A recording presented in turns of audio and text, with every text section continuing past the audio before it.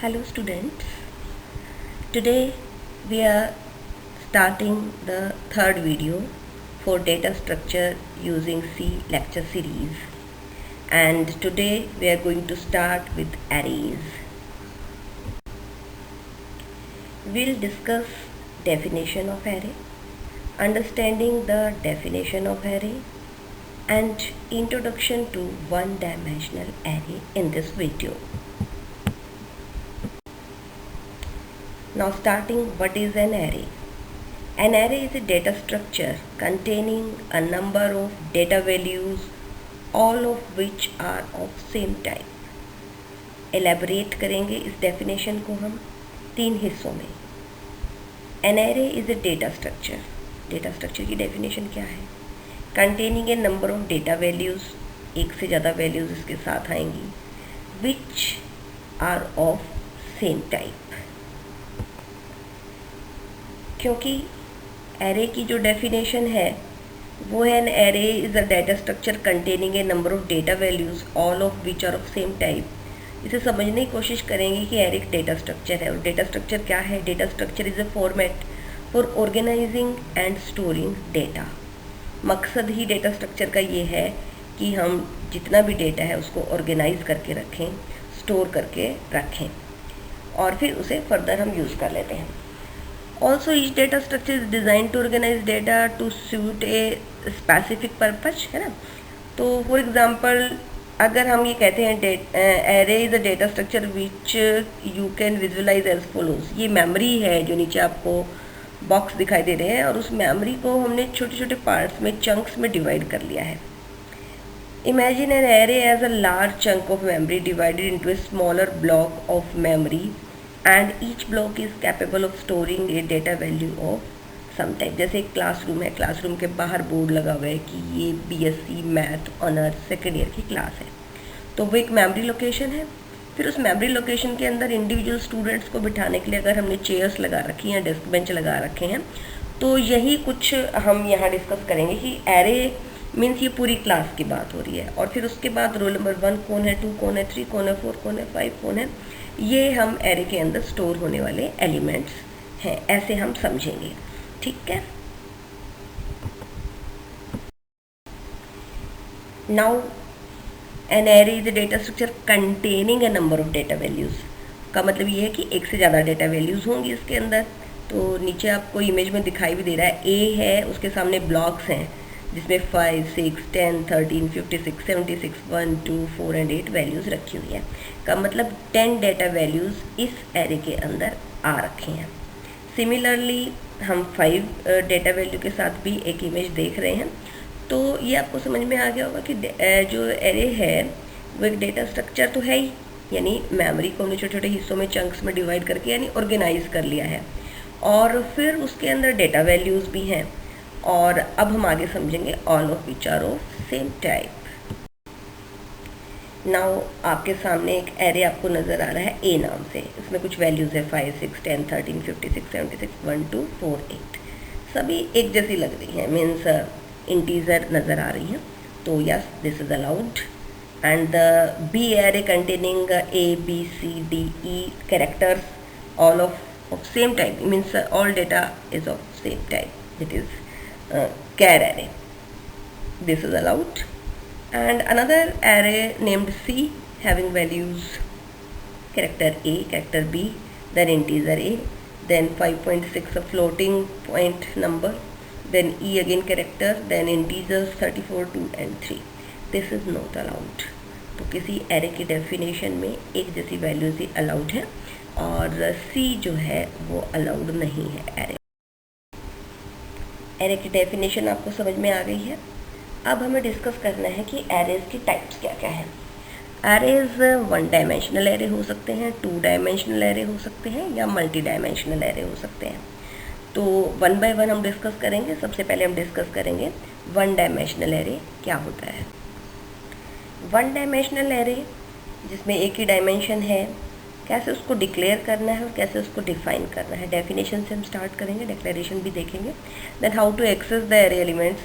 Array हमने declare कर दिया, उसके अंदर एलिमेंट स्टोर कर दिए हैं, उसमें एक्सेस कैसे करेंगे या स्टोरेज भी कैसे होएगी, ये भी हम आने वाले टाइम पे सीखेंगे. And how to initialise one dimensional array, कैसे उसके अंदर वैल्यूज़ डाली जाएगी, ठीक है। तो यही सब कुछ हम आने वाली स्लाइड्स में अभी देखते हैं। Let us understand definition of one-dimensional array. A one-dimensional array or a single-dimension array is a type of linear array. Accessing its elements involves a single subscript which can either represent a row or a column index. जैसे हमने a के बाद size लिखना है 5, तो just single की वो 5 ही है। अगर हम 2 ब्रैकेट्स में अलग अलग साइज़ लिखेंगे तो फिर वो डायमेंशंस बढ़ती चली जाएंगी। 3 लिखेंगे तो डायमेंशन और ज़्यादा बढ़ जाएंगे। तो वन डायमेंशनल में एक ही सबस्क्रिप्ट आपको नज़र आएगी। इस स्लाइड में आपको समझ में आएगा जैसे क्या उसका डिक्लेरेशन है। डेटा टाइप सिंटैक्स अगर हम देखें, जैसे इंटीजर, कैर या float. The name of the array, जैसे वेरिएबल्स नेम होते हैं in the same manner. And उसके बाद जो आपकी ब्रैकेट्स हैं उसके अंदर लिखा है नंबर ऑफ एलिमेंट्स। तो यहाँ उसका साइज़ एक तरह से रहेगा कि एरे में कितने एलिमेंट्स आ सकते हैं। तो टोटल कैपेसिटी एक तरह से हमने एरे की बता दी है, और एरे को डेटा टाइप और उसके बाद वेरिएबल नेम और साइज़ ऐसे डिक्लेयर किया जाता है। एग्जांपल आपके सामने है इंट एर 5। तो इंटीजर टाइप की वैल्यूज़ इस एरे में स्टोर हो सकती हैं और टोटल 5 लोकेशंस इसको अलॉट हुए हैं। अब मेमोरी में इसका कितना साइज़ इसने लिया है वो डिपेंड करता है मशीन टू मशीन। किसी मशीन में साइज़ हमें 5 लोकेशंस का कुछ नज़र आ रहा है, किसी में कुछ नज़र आ रहा है, तो वो हमें पता लगाना है कि मेरा जो पर्टिकुलर सिस्टम है वो इंटीजर पे कितना स्पेस ले रहा है। कई मशीन्स 2 डेटा स्पेस के साथ, 2 मेमोरी लोकेशंस के साथ एक इंटीजर को डिफ़ाइन कर पाते हैं, जबकि किन्हीं दूसरी मशीन्स में इंटीजर को 4 लोकेशंस चाहिए होती हैं। तो यानी कह सकते हैं 4 बाइट, 2 बाइट और 4 बाइट। तो इंटीजर अब यहाँ पर किस मशीन में कितना ले रहा है वो हमें उस मशीन पर जाकर ही पता चलेगा। अदरवाइज हमें बस ये याद रखना है, compiler will allocate A contiguous, एक के बाद एक लगातार block of memory of size 5 लिखा है क्योंकि एरे का साइज 5 है ना। And cross size of integer, यानी इस मशीन पे इंटीजर का साइज़ क्या है। तो जनरली किन्हीं मशीन्स पर आपको 4 देखने को मिलता है, लेकिन पुरानी मशीन्स में इंटीजर को 2 साइज से भी बताया जाता था। तो टोटल मेमोरी लोकेशंस कितनी होंगी, अगर 2 है तो 5 क्रॉस 2 10 मेमोरी लोकेशंस के साथ आपका ये इंटीजर जो एरे है 5 साइज़ का वो कंप्लीट हो पाएगा। और अगर इंटीजर का साइज़ आपका 4 है तो 5 क्रॉस 4, ठीक। तो इस तरीके से आप साइज़ का आइडिया लगा सकते हैं कितना साइज़ होगा। आप उसके बाद कोई क्वेश्चन पूछ सकते हैं कि मैंने लिखा है इंट एरे 5, तो 5 साइज़ हो गया। मैंने लिख दिया इंट एरे 5 + 5 यानी 10 साइज़ हो गया। Int array 5 cross 3, 5 cross 3 15 size हो गया एरे का, यानी 15 एलिमेंट्स इंटीजर इसके अंदर स्टोर हो सकते हैं। तो क्या ये 5.9 या 5.2 या 1.6 ऐसा हो सकता है? नो। एरे जब इंटीजर टाइप से डिक्लेयर हुआ है, या वो फ्लोट से भी डिक्लेयर हुआ है या वो कैर से भी हुआ है, लेकिन जो साइज़ है, साइज़ शुड बी कंप्लीट। ये आपका फिक्स है कि 5 होगा, 4 होगा, यानी इतने कैरेक्टर्स या इतने floating point numbers. Floating point numbers में आपके डेसिमल नंबर्स आएंगे, लेकिन साइज़ जो है वो कंप्लीट ही बताना है। मेमोरी ऐसे नहीं होती कि थोड़ा सा पार्ट एक को मिल गया, थोड़ा सा दूसरे को मिल गया, वो कंप्लीट ही अलॉट हो गई, ठीक है। तो ये आपको ध्यान रखना है। और साइज़ फिर है वो नेगेटिव भी नहीं हो सकता, तो वो पॉजिटिव ही होना चाहिए। तो ये क्रॉस लगा दिया हमने इंट एर -5, ये साइज़ अलाउड नहीं है। और int array a equal to 21/3, तो यस ये होल नंबर ही आएगा, तो ये अलाउड है, लेकिन डेसिमल नंबर किसी भी सूरत में अलाउड नहीं है। ओके, ये आपको ध्यान रखना है। Now an array is a data structure containing a number of data values. का मतलब ये है कि एक से ज़्यादा डेटा वैल्यूज़ होंगी इसके अंदर। तो नीचे आपको इमेज में दिखाई भी दे रहा है, ए है, उसके सामने ब्लॉक्स हैं जिसमें 5, 6, 10, 13, 56, 76, 1, 2, 4 एंड 8 वैल्यूज़ रखी हुई हैं। का मतलब 10 डेटा वैल्यूज़ इस एरे के अंदर आ रखे हैं। सिमिलरली हम 5 डेटा वैल्यू के साथ भी एक इमेज देख रहे हैं। तो ये आपको समझ में आ गया होगा कि जो एरे है वो एक डेटा स्ट्रक्चर तो है ही, यानी मेमोरी को हमने छोटे छोटे हिस्सों में, चंक्स में डिवाइड करके यानी ऑर्गेनाइज कर लिया है, और फिर उसके अंदर डेटा वैल्यूज़ भी हैं। और अब हम आगे समझेंगे all of which are of same type.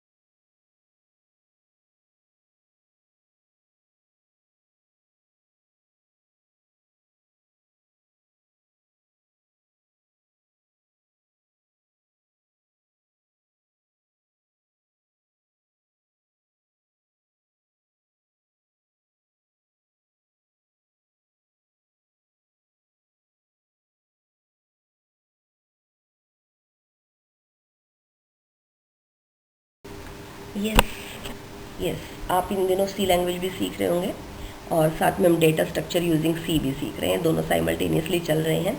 तो वहाँ पर भी आपको छोटे छोटे प्रोग्राम बनाने सिखा दिए होंगे। तो जब भी आप कोई प्रोग्राम लिखते हैं और उसमें जब आप एरे डिक्लेयर करते हैं तो उसका एरे का जो साइज़ है, अगर आप वो ब्रैकेट में ना लिखकर उसे ऊपर जो आपके डिक्लेरेशन सेक्शन से ऊपर जहाँ पर हम हैश टैग्स यूज़ करते हैं, हैश इंक्लूड है ना, तो हैश डिफाइन, तो वहाँ अगर हम डिफाइन कर दें कि किसी वेरिएबल कैपिटल लेटर में एक कांस्टेंट के साथ, तो उसे हम मैक्रो बोलते हैं। तो डिफाइन n10, तो एक n नाम का कांस्टेंट है, उसको मैंने वैल्यू 10 दे दी है। तो अब मैंने जब एरे डिक्लेयर करना शुरू किया तो उसमें मैंने इंट एर लिखकर ब्रैकेट में 10 लिखने की बजाय n लिख दिया।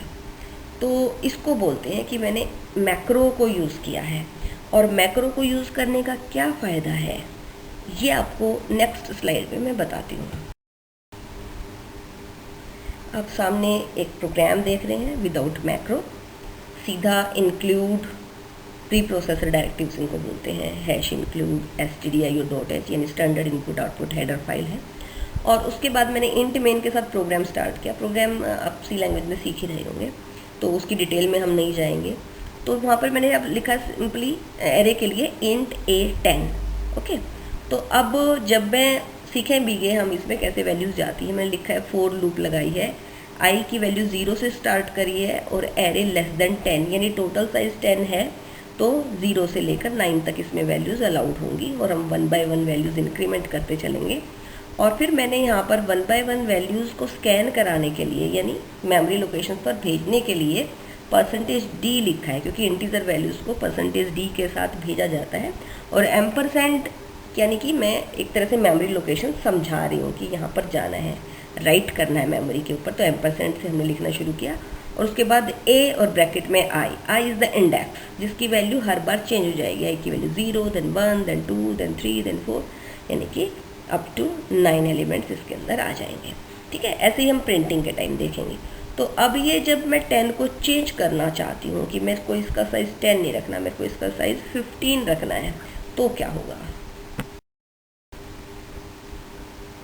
15 हम वैल्यू चेंज करना चाह रहे हैं, तो मैंने इंट a15 लिख दिया। तो क्या इंट a15 लिखने से इसमें 15 वैल्यूज़ स्कैनर के थ्रू इनपुट की जा सकती हैं। सिमिलरली क्या वो प्रिंट भी की जा सकती हैं? नहीं, हमें इन लोकेशंस पे भी 10 को 15 से रिप्लेस करना पड़ेगा। यानी जब हम फॉर लूप का स्टार्ट कर रहे हैं तो वहाँ पे i इक्वल टू 0 से स्टार्ट होके i लेस देन 15 हमें लिखना पड़ेगा स्कैनिंग के लिए भी, और देन रिपीट होएगा प्रिंटिंग के लिए भी। ये एक छोटा प्रोग्राम है, लेकिन बड़ा प्रोग्राम ऐसे हो जिसमें ये अरे बहुत जगह यूज़ हो रहा है, तो हर जगह हमें ये क्या है रिप्लेस करना पड़ेगा। एल्स क्या होगी, एरर्स आ जाएंगे, हमारा प्रोग्राम जो है वो गलत आउटपुट देगा। तो ये एक तरह से रिलायबल नहीं है इस तरह से डिक्लेयर करना। सेम प्रोग्राम लिखा है मैंने, लेकिन इस बार हमने कैसे किया है, मैक्रो के साथ। मैक्रो का मतलब ये है प्री डायरेक्टिव्स जो है हमारे प्री प्रोसेसर डायरेक्टिव्स, उसी फेज़ में मैंने इसको लिखा है हैश डिफाइन एन 10। और क्योंकि मैंने डिक्लेयर कर दिया है साइज़ n का 10 है, और फिर उसी n को एरे डिक्लेरेशन सेक्शन में लिख दिया है इंट a, जहाँ मैं साइज़ 10 लिख रही थी वहाँ मैंने अब n लिख दिया है। अब लूप आ रही है i इक्वल टू 0 से i less than n, similarly scanning के लिए एंड प्रिंटिंग के लिए। तो अब मेरे को साइज़ 15 चेंज करना है, तो मुझे क्या करना होगा, लगाइए दिमाग। Now an array is a data structure containing a number of data values. का मतलब ये है कि एक से ज़्यादा डेटा वैल्यूज़ होंगी इसके अंदर। तो नीचे आपको इमेज में दिखाई भी दे रहा है, ए है, उसके सामने ब्लॉक्स हैं जिसमें 5, 6, 10, 13, 56, 76, 1, 2, 4 एंड 8 वैल्यूज़ रखी हुई हैं। अब हम सीखेंगे how to initialise an array. 4 methods हो सकते हैं जो पॉपुलर हैं। मेथड 1 में मैंने लिखा है एर 5 इक्वल टू फ्लावर ब्रैकेट्स के अंदर 1, 2, 5, 67 एंड 32। आपको नज़र आया होगा कि एर के आगे मैंने इंट नहीं लिखा। तो ये इंट क्या नहीं लिखना होता, यस लिखना होता है, बट हो सकता है मैंने प्रोग्राम में ऊपर इंट एर करके इसको पहले से डिक्लेयर कर दिया हो और अब मैं एर का साइज़ बता रही हूँ 5। तो इस तरीके से किया जा सकता है। तो एर 5 के अंदर मैंने पहले से ही वैल्यूज़ डाल दी हैं, तो ये एक मेथड है, यस हम इसको फॉलो कर सकते हैं। दूसरा एक मेथड है कि मैंने एर के साथ जो साइज़ है वो 5 नहीं लिखा, लेकिन मैंने फ्लावर ब्रैकेट्स के अंदर, जिसको कर्ली ब्रेसेस भी बोलते हैं, 5 वैल्यूज़ डाल दी हैं। तो क्या डिफरेंस है इन दोनों में, दोनों में ही 5 वैल्यूज़ हैं, लेकिन जो पहला मेथड है उसमें 5 डालने के बाद 5 फिक्स हो गया। अब हम उसमें 5 से ज़्यादा वैल्यूज़ नहीं डाल सकते। लेकिन अगर डिक्लेरेशन में मैंने सिंपल ब्रैकेट्स लगाकर और फिर फ्लावर ब्रैकेट्स के अंदर वैल्यूज़ लिखनी शुरू करी है, तो मैं 5 की बजाय 6 लूँगी, 7 लूँगी, 8 लूँगी, तो उसी साइज़ को अडॉप्ट कर लेगा। तो ये एक मेथड है जो हम टाइमली इसको यूज़ कर सकते हैं अकॉर्डिंग टू आवर नीड। उसके बाद एक मेथड 3 है जिसमें इंट एर 5 हमने डिक्लेयर किया, जैसे हमने डिक्लेरेशन सेक्शन में सीखा था। उसके बाद एर 0 पर वैल्यू आएगी 1, एर 1 पे यानी इंडेक्सिंग के थ्रू बता रही हूँ आएगी 2, देन एर 3 पे आएगी 5, देन 4 पे आएगी 67, मीन्स इस तरह से, सॉरी 3 पे आएगी 67 एंड 4 पे आएगी 32। तो अगर हमें ऐसे ही वैल्यूज़ देनी है तो फिर एरे का फ़ायदा क्या हुआ। एरे तो हम टाइम को मतलब टाइम बचाने के लिए ही कर रहे हैं ना, लेकिन यहाँ तो टाइम बढ़ता ही जा रहा है, हर लोकेशन के लिए हम एलिमेंट बताते जा रहे हैं, तो फिर बस वेरिएबल का नेम सिंगल रह रहा है, नहीं तो और कोई हमें कुछ फ़र्क नज़र नहीं आ रहा। तो ये मेथड प्रेफर्ड मेथड नहीं है, ठीक। हाँ एरर नहीं आएगा इसमें, लेकिन ये लंबा मेथड है। देन मेथड 4 इंट एर 5, जैसे हमने प्रीवियस प्रोग्राम में भी देखा था कि हमने एक लूप लगाई है फॉर लूप, और उस लूप के अंदर हमने इनिशियलाइज कैसे करना है, वैल्यू 0 से स्टार्ट करेगा, यानी इंडेक्सिंग बनेगी ना एर 5 की, एर 0, एर 1, एर 2, एर 3, एर 4, है ना, ऐसे बनेगी वो। मतलब हमें समझना है कि वो बन रही है मेमोरी के अंदर, लेकिन हमें प्रोग्राम में बस यही लिखना है इंट एर 5, साइज डिक्लेयर कर दिया। उसके बाद अब वैल्यूज़ स्कैनफ यानी कीबोर्ड के साथ हम डलवाना चाहते हैं यूज़र से, तो फिर हमें उसको मेथड बताना है। वहाँ पर तो एक मैसेज ही आएगा भाई वैल्यूज़ इंसर्ट कर दो, अगर हमने प्रिंट से वो मैसेज दे रखा होगा। तो उसमें पहली लोकेशन पे i0 पर वैल्यू भेजनी है, तो scanf %d is for integer value, इस %d को रिप्लेस कर जाएगी कौन सी वैल्यू, जो हमने एम्परसेंड एर i यानी कि 0th लोकेशन पर बाहर से कीबोर्ड से हम जो भी वैल्यू डालते हैं, सपोज हम 1 डाल रहे हैं तो 1 चला जाएगा, 9 डाल रहे हैं तो 9 चला जाएगा। उसके बाद फिर दोबारा से वो पूछेगा, कब तक पूछेगा, जब तक कंडीशन है i इज़ लेस देन 5। अब i की वैल्यू प्लस होएगी तो 1 हो जाएगी, 1 लोकेशन पे वैल्यू जाएगी, फिर प्लस होके 2 पे जाएगी, फिर प्लस होके 3 पे जाएगी, फिर प्लस होके 4 पे जाएगी, और फिर प्लस होके 5 जब आएगा तो वो कहेगा yes i is less than 5, ये कंडीशन है, तो अब नई वैल्यू स्कैन नहीं की जाएंगी। तो ये हमारे मेथड्स हैं, और इस मेथड से जो प्रोग्राम बना था वो मैक्रो के टाइम हमने देख लिया था, तो वो एक प्रोग्राम है, आप प्रैक्टिस के लिए भी यूज़ कर सकते हैं। ओके, वन डायमेंशनल एरे जिसमें एक ही डायमेंशन है, कैसे उसको डिक्लेयर करना है और कैसे उसको डिफाइन करना है। डेफिनेशन से हम स्टार्ट करेंगे, डिक्लेरेशन भी देखेंगे। Then how to access the array elements, array हमने डिक्लेयर कर दिया, उसके अंदर एलिमेंट स्टोर कर दिए हैं, उसको एक्सेस कैसे करेंगे या स्टोरेज भी कैसे होएगी, ये भी हम आने वाले टाइम पे सीखेंगे। And how to initialise one dimensional array, कैसे उसके अंदर वैल्यूज़ डाली जाएगी। ठीक है, तो यही सब कुछ हम आने वाली स्लाइड्स में अभी देखते हैं।